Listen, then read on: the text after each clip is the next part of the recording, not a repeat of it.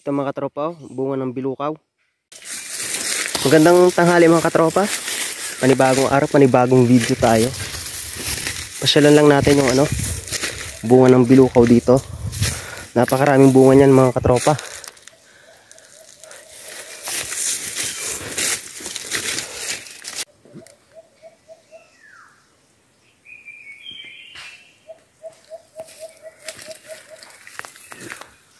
Ayan mga katropa, yung puno ng bilukaw ay.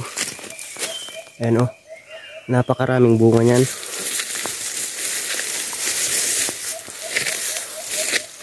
Ito Ayan puno ng bilukaw. Nasa taas yung kanyang mga lambod. Pero dito sa katabi niya, merong merong bilukaw din.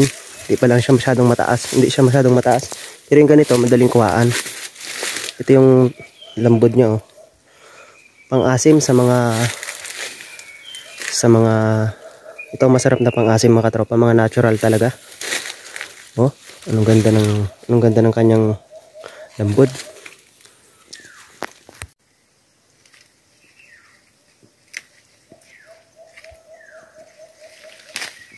Ito mga katropa napaka-asim niya.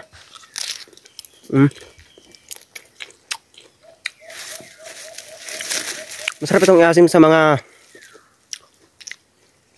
nilaga.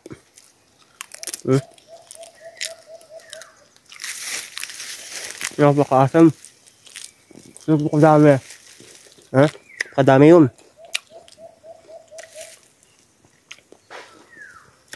Puno pa rin ng bilukaw yun.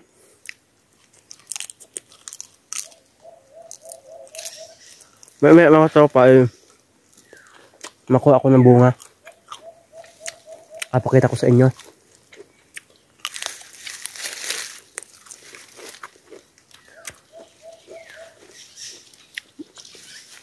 Napaka sarap nito. Ito talagang organic na pang-paasim sa ating mga lutuin. Napaka natural yung kanyang asim.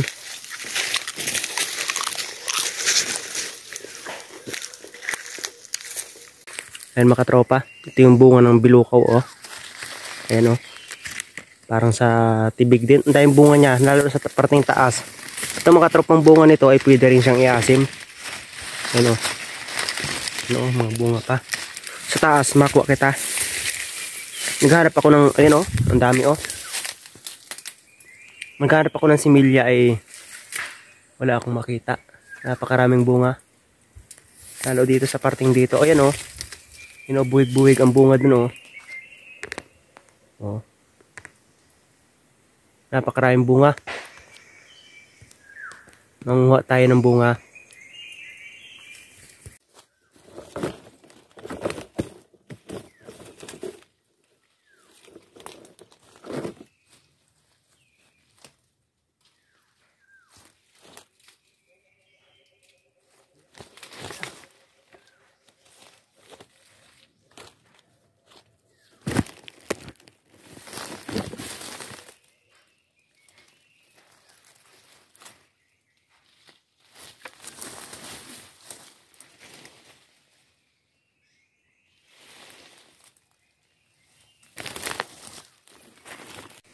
Ito mga katropa, bunga ng bilukaw.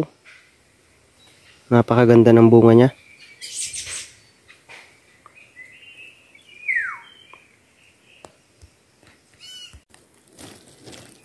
Ito na mga katropa. Tatry natin kung anong ito, lasa.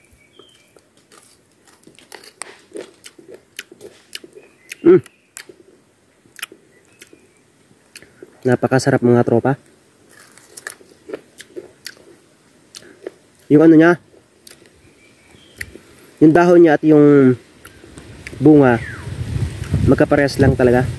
Pero maganda rin pala itong, pero para sa akin ito masarap i-asim yung bunga niya.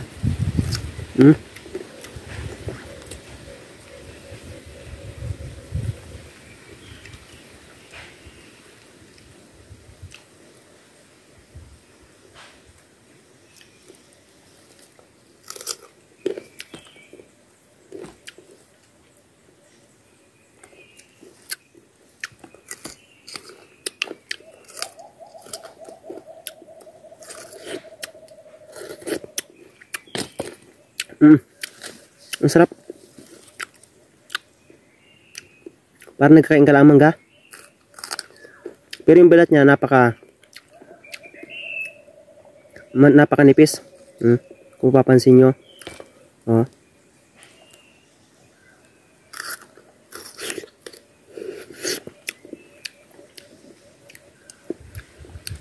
Asim.